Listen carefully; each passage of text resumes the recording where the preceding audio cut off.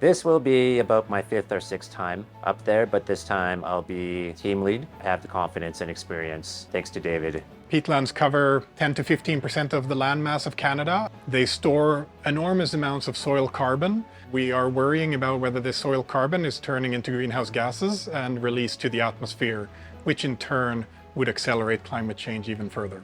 That's what Tyler is looking at when these permafrost peatlands are thawing and they become a different type of peatland, and then we're measuring the greenhouse gas emissions from them. We are going to be monitoring the emissions of greenhouse gases, specifically CO2 and methane, through soil chamber techniques. We'll be measuring the emissions that come from the ice melt underneath the peats, bogs, and fens. And while doing that, we'll also be monitoring the vegetation, the water quality, the research that I'm doing up in the Denetah community, which is incredibly vital and essential. I've learned a lot of skills within myself that made me realize that I can be a leader. It all starts here in David's lab, that I can bring this knowledge back home to my community. It can serve them, especially coming from such a remote Indigenous community, isolated from surrounding communities, that I can connect with both Indigenous and non-Indigenous people, bridging the gap between us and bringing us that much closer to meaningful scientific research. Flying this drone, and it's taking LiDAR data to measure the height of the river and the banks surrounding it. We'll use the measurements of the river to build a model of the river that we'll use to model ice jams in the water. And we use that model to predict where there will be flooding and assorted issues regarding the ice jams. This is something I have never done before, so it's very exciting to me to be able to work with all this new equipment and experience what it's like to be in an active research group. I work a lot with water, and I work a lot on the land, and it's important to me that we are including Indigenous students in our research program. Jenna here is my 3rd ICE team student, so this is my 3rd summer with the program. We're teaching skills that you wouldn't get in an undergraduate program that you can only get when you're doing research. They will take these skills with them into their next adventure in the workplace. I've learned so much under Professor Knapziger. I've learned a lot about programming, I've learned a lot about data analysis, I've learned a lot about field equipment and what it's like to be a researcher in the field. It's been an incredible experience. The pigmentation is like all the black spots. With like these fish, you have like a lot less black spots in comparison to the control group. As soon as you put them on the screen, they're like a lot darker. So the work that we're working on is looking at how dissolved methane, the gas, interacts with aquatic life. I think all of us are aware that methane is a pollutant, that it is atmospheric, but a lot of this evolves from sediment in lakes through anaerobic activities. And what we were really keen to figure out, and so was Kaylin, was whether that dissolved methane affects the health of developing life. And in this, we used fishes. We used a small fish native to India. It's a fish you find in around rice fields, for example. It's called a zebrafish. And what Kaylin is doing is assessing the quality or the health of a larval zebrafish. I have been mainly focusing on taking microscopic images of our zebrafish embryos, analyze their pigmentation development, their swim bladder development, and their yolk sac development, as well as their heartbeat. We're trying to compare the methane groups exposures to control groups to see the differences between the zebrafish that are affected and non-affected, and how they change with their pigmentation, whether their heartbeats are faster or slower. And we are finding the difference in pigmentation is definitely there, and the heartbeats so far, the methane exposed groups have also been shown to have an increased heart rate as opposed to the control groups, which is also super interesting. There's so little Indigenous representation, especially for students trying to get into research or trying to get into higher levels. I wanted to get a more in-depth experience in research. iSteam was the way that I could branch out. This is where the rainbow trout usually are in these tanks. They're actually not going that wild. A lot of them are just chilling. So this is where we catch the fish and then we take them upstairs, and then that's where we collect the mucus. Amelie, been working with Veronica, looking at the mucosal responses of fish to infection. This project is actually born out of an observation that we had a number of years ago, which is that fish take advantage of their environment, specifically their thermal environment, so temperatures around them, to improve their immune responses. They're able to protect better against pathogens, they're able to control inflammation better, and they're able to prevent secondary infections better because of it. We've gone over many different collection methods of the mucus and plating it, so I've learned how to use a lot of equipment. I've been trained for a lot of different things like the autoclave, and also see the growth of the bacteria and how well the mucus can inhibit it. Researching on things that could lead to healthier fish and cleaner water is really important, especially like communities, their livelihoods like rely on that. So I think it'd be really beneficial like in the long term. This is kind of my first mentorship. It's allowing me to really share something that I'm quite passionate about, and I've really enjoyed that. The ICE team that I've been looking forward to working with for a number of years. This is our third year doing it, so it's been 3 years now. Had students that worked on a similar project before, but with a different angle, and they're doing quite well now. So I get to see the evolution of students as they're coming in, as they grow within the lab, and then as they go after. Current risk assessment models are based on more temperate organisms, so organisms in warmer climates, but we really don't know how the metal is affecting the organisms in Arctic specific conditions. And this is especially relevant because a lot of the mining that is occurring in Canada is within these Arctic climates. It's been really cool to be a part of a research project that contributes to something pretty large and pretty major. Develop these risk assessment models for the future will definitely help the Inuit communities up north protect their way of life and the aquatic organisms that they heavily rely on. I've learned a lot about environmental reciprocity. I didn't think it was really possible to do research during undergrad. After joining this program, it's opened a lot of doors. I definitely do want to get involved in more research if I can, and go to grad school as well and get a master's degree. Just learning more about the environment and more about my culture, that is important knowledge to take with me, teach other people in my Métis community as well.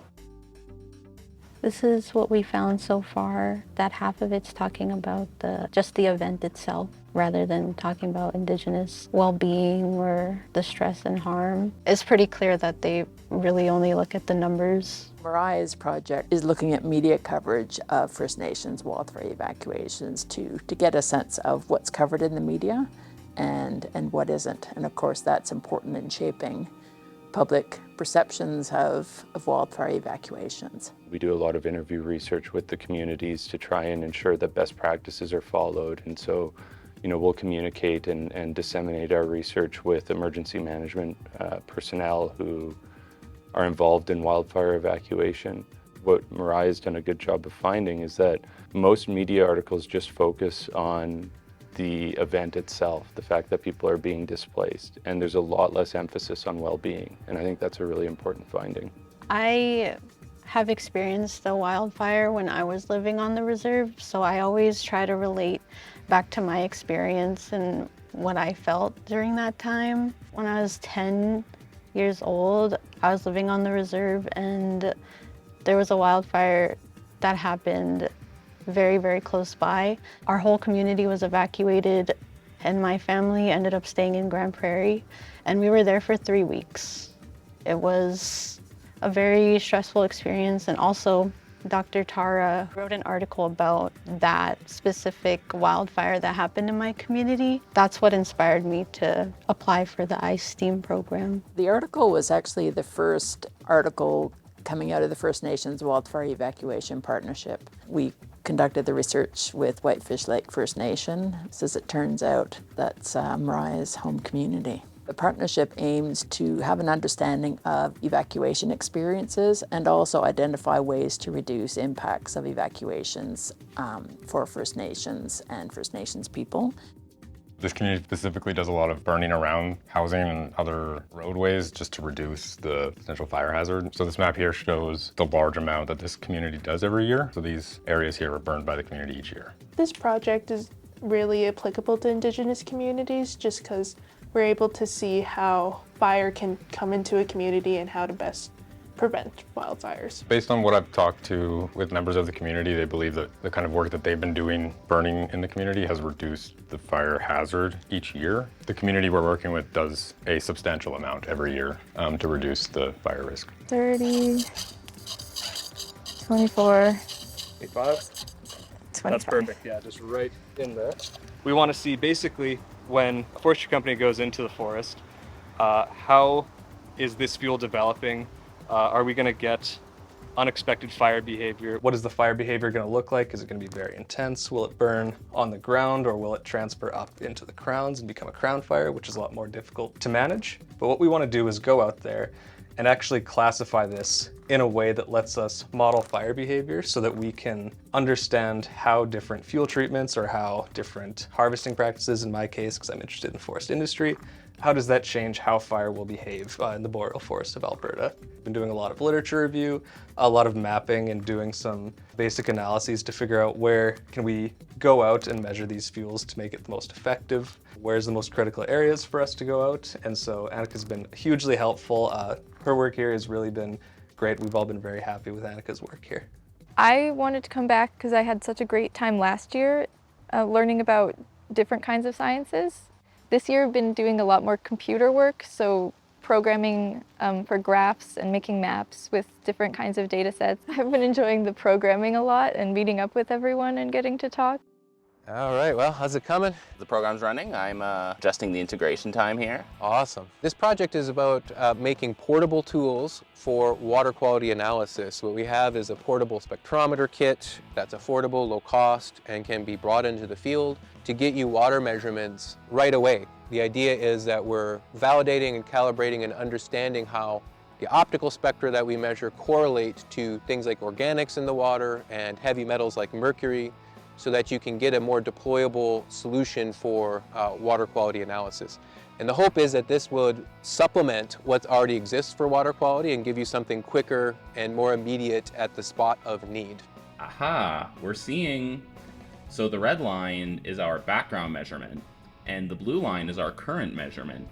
So if we click calculate absorbance, we do see a little bit of absorbance going on here, which is definitely interesting. I've been invited to some meetings with stakeholders from communities where we wanted to know what kind of concerns they had and how we might be able to help. They wanted to know if water is safe to drink, if the fish are safe to eat, and if it is good for the ecosystem. Communities can have this, that they can use this to detect early signs that their drinking water might be have some substances in it, or if there's the water's getting polluted.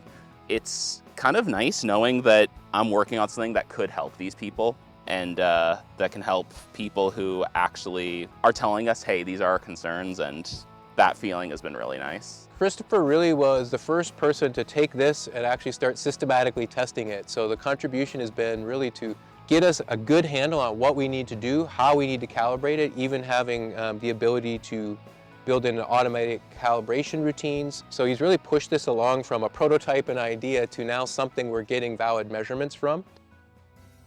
Take a small sample of water, mix it with the dithiazone solution here. Instantly, color will change. The color change could be anywhere from a dark red to a light pink, or a more neutral orange like this. Red is more of a lead indicator. That's pretty indicative of something going wrong with your water. Pink is more of the less reactive and less dangerous ions like zinc. Orange, it's not really concerning. You get an orange reaction when it reacts with the ions present in even distilled and deionized water. Straight away from this, it would require more testing to see if there are any trace heavy metals, but based on this, I would say the levels of ions in this water are normal. TAI is working on the different portable sensors that's more affordable, that can help to monitor and on spot and create the database. Also, it's very important how these data are integrated and correlated with the indigenous, the traditional management practice and knowledge. This is a cost-effective, easy, locally available method any community can use to get a sense of their water qualities. It's very important to make methods available that don't require extensive training or extensive preparation or things that are dangerous to handle. You don't need equipment for this. You just need alcohol, dithiazone, you mix it together, you add your water to it, and you get an easy qualitative measurement of the state of your water when it comes to trace heavy metals. So many indigenous communities rely on their water bodies for the crops, for the fish. These are very huge food sources in many indigenous communities. This kind of thing could be, I believe, and I hope, very useful for communities. We have been in contact with the community Pine House in Saskatchewan. Next week, we're going for a visit. We're going to bring all of the things I've accumulated over the summer, and we're gonna test them in the field. We're gonna talk it over with the residents. We're gonna get their initial response, what they think about these things, and their concerns, their questions. We're gonna take all those into account for the future. So the project Ella has been working in, it's about heavy metals in berries from reclaimed sites, and these are sites located in Fort McMurray within the Athabasca bituminous sands region. And what we want to make sure is these berries are safe for consumption for the indigenous communities in the area. I've been learning how to analyze berries, so I started off with sample collection last summer, and now I've been working on sample preparation, which includes weighing and drying the berries, and then milling them, and then diluting them, so turning them to liquid to be analyzed for the metals. We take this data that we get from inside the lab and we process it so we can read the results and distribute them to the communities. So it'll definitely benefit the indigenous communities around Fort McMurray, because the whole point of reclamation is to restore the land in ways that the land can be used traditionally. So it's important to know that the berries are safe to consume. So we'll do the teeth or the fur first? I'm going to be doing the hair, or the teeth. Okay. So this is what a tooth looks like when you zoom in 40,000 times. So our project is focusing on the analysis of polar bear teeth and fur. And Goofy's been so enthusiastic, and just seeing the indigenous perspective and hearing the stories. The program itself has been very well run. We've had lots of events and networking sessions, so it's just been all around a very good experience. So I kind of grew up in Arctic Canada and seeing polar bears, and then just being told stories from my grandparents and all that. I felt like this was a good opportunity to be able to come full circle almost, to be able to study something that I grew up with and something that's very significant to my culture, and then combine that with my interest in science. It allows me to combine an indigenous knowledge and culture and then mix that with science, and then be able to analyze and support wildlife and climate, especially in the north where I come from. It gives an alternative perspective on climate change and different environmental stresses that might be going on in the Arctic. So what solvent are you using for this reaction? We're using DCB. Okay. Yeah. So is this so that you guys can get up to higher temperature? Yeah. It's actually started to change colors. Yeah. But I still have confidence this is doing something positive. So only time will tell, I guess. Just this last year, I became one of the new co-leads in the iSTEAM program. That's given me the opportunity to work with Indigenous students like AJ here. And the project that AJ is working on is incorporating nitrogen atoms into a carbon-based conjugated material in order to tune those properties even further. He is at the penultimate step in the synthesis of his target molecule for these types of applications. This molecule could not be synthesized by previous students in my lab, and I think he might have actually just synthesized the molecule we've been targeting for all this time. I came to Edmonton to pursue my love for chemistry.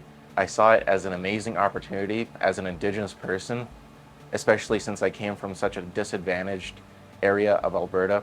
iSTEAM has definitely given me a short-term experience on what it's like to be a grad student. I'm already seeing how much of a positive influence that us as PIs and the graduate students in the lab are having on the student. It's given him opportunities that he wouldn't have thought of before this program. It really fosters that thirst for knowledge and that exposure to research that would perhaps push them into thinking about graduate programs in higher education. My experience with making such colorful and useful chemicals that will later on be used in technology applications such as solar panels or batteries or cell phones. And that's really motivating me to pursue future education and really live up to my full potential as a chemist. It looks like she's a bit lonely, like all of the other bees are in the bottom. Yeah, I think we need more worker bees. Look at that, Olaf. They're bunching up. Yeah, we also could use a little bit less feeding in these colonies. Okay. Honeybees, as we know, are really important for our natural environment. About 1/3 of our human food consumption comes from animal pollinated plants, and honeybees are the most important pollinator that we use in our agricultural landscapes. Brianna and Rosie here are feeding precise amounts of food to these bee groups, and this is only one queen and a few workers around her. And then we can test pheromones, chemical messengers, to see whether they have an effect on how the queen behaves. Thereby we learn how to communicate, or how the bees communicate with each other. I found the queen. You found the queen? Yes. Excellent. I was very nervous coming into the bee field. There's tens, thousands of bees coming at you, so it was very eye-opening to stand in front of a hive and go through it and have to learn how to be calm in such a busy environment. So right when I started at the UFA, I got involved in the iSteam project because I really think it is important to get everybody excited about science and about the natural life sciences in particular. This is my 4th year in the iSteam project. I have had very good fortune of working with talented iSteam students every single year, and we have made some important discoveries. This year comes naturally from last year, where Brianna was actually my iSteam student, and now she has matured to becoming a mentor for my student this year, Rosie. So we're building a network of research and mentoring for the growth of everybody. Rosie is doing very well, actually. She's very bright, and sometimes I'll be stumped on something and Rosie will be like, well, why don't we do this? I'm like, oh my gosh, great idea. I think the iSteam program is excellent in partnering students with research groups, and I really like the diversity of students that come into the program and also the labs that are involved in the program. These ones are actually measured as they're supposed to be. The other ones were too thick. Oh, when you're cutting? They curl, Okay. and they're not flat. We have to roll them flat. Okay. This project is about developing some end-of-life sensors for firefighter bunker suits. When the bunker suits, like the fabric, is not safe anymore, has degraded, then the firefighter can be informed and can figure out that they need to be checked, like the garment needs to be checked. I think my most exciting moment was when we figured out how to solve one of the issues with our polymer. It was cracking, and I figured out how to make it not crack. I had a lot of fun doing this, and it'd be something I'd be interested in doing in the future. The main program that we work on and that Brianna is helping us with this summer is the Summer Internship for Indigenous Peoples in Genomics, also known as Sing Canada. We were approached by a researcher in Sweden who was interested in the Sing Canada program and the model, and they wanted to apply the model that we have here. We're working with Sweden to help them build a similar program to ours over there. This is my 2nd year with the iSteam Pathways program, and this summer I'm working in the Sing Canada lab, and we're collaborating with Kitchigawaski, and we're also collaborating with Sami reindeer herding communities in Sweden. We're researching what is in the soil, how that impacts the environment on the land that Kitchigawaski is on. I'm really excited to go to Sweden, and I'm really excited to meet the rest of the team that's based out of Sweden, and I'm excited to be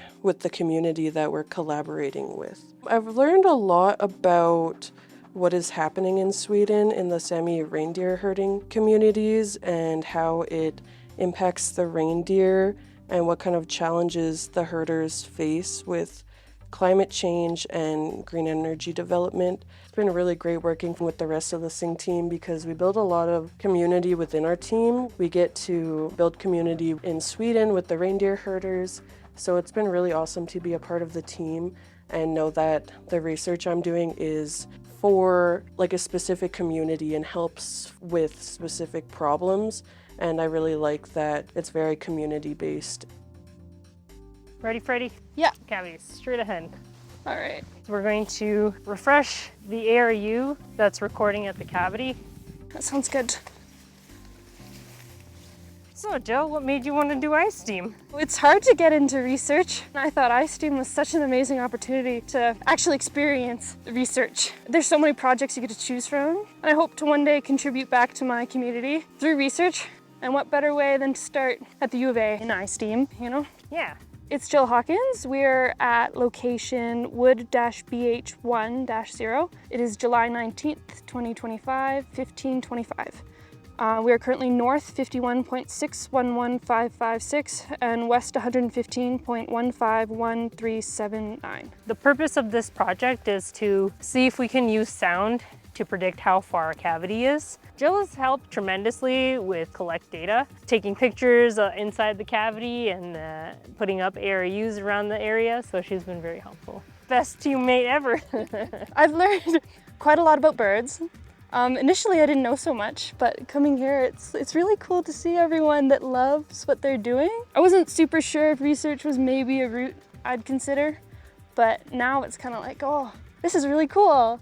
And there's so many different things you can research and do. I hope to give back by developing skills here at the U of A in iSteam, and then hopefully pursue research that's up north that contributes back to my community.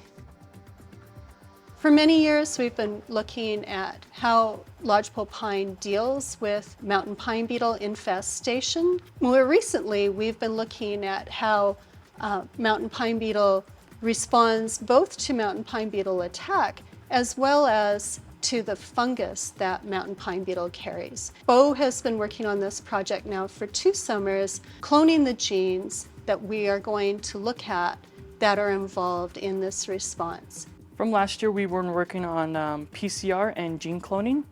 This year, I've been working on PCR, qRT-PCR, DNA extraction, RNA extraction, and the process of gene cloning. I've been working with Bo to do the diagnostic assay between the eastern and western variants. Thankfully, Bo has come into the lab and has done a lot of PCR, which is very helpful for testing the primers that we're using in the diagnostic assay. Bo's main focus has been on looking at gene expression profiling for defense-related genes using qRT-PCR. Currently, Bo is taking the lead on cloning additional genes for qRT-PCR. I came back this year to gain more experience and to be more hands-on to my work. I gained more confidence in what I'm doing. Over the summer, we went on a trip to my community, Big River First Nation, and we collected Western Gulrus samples. We are currently processing. We can share the results with my community. I'm just really grateful to be part of the iSteam program again and be really grateful that I'm surrounded by a bunch of great people. This is a mountain pine beetle. You can grab it and hold it to your ear. You can hear a clicking sound. You can tell if it's a male or female. Mountain pine beetle is like a big issue in lots of northern communities. So just learning about the interaction that it has and what it brings into the tree that produces like a fungus like the blue stain that kills the tree or anything like that. In the future, hopefully that will help these communities fight this mountain pine beetle or at least coexist. The first time last year was more of like introductory to research. My supervisor from last year was Nadir, and me and him have been in close communication through this entire time, talking, asking him questions about post-grad. That's why I came back here for the second time, to cement this idea that I want to do research and take a little bit more responsibility, show that I am capable of it. That's a big up on anything that I could hope for. Like this research or any of the opportunities I've come across, I couldn't have done it without the iSteam. They have it completely set up for you to succeed. One of the benefits of iSteam program to students that allow the students to show what they're capable of doing it. I think the students need to be challenged. They have to earn it. It's not given to them. I can depend on Chaz in the field work or in lab work. He earned to conduct this independent study.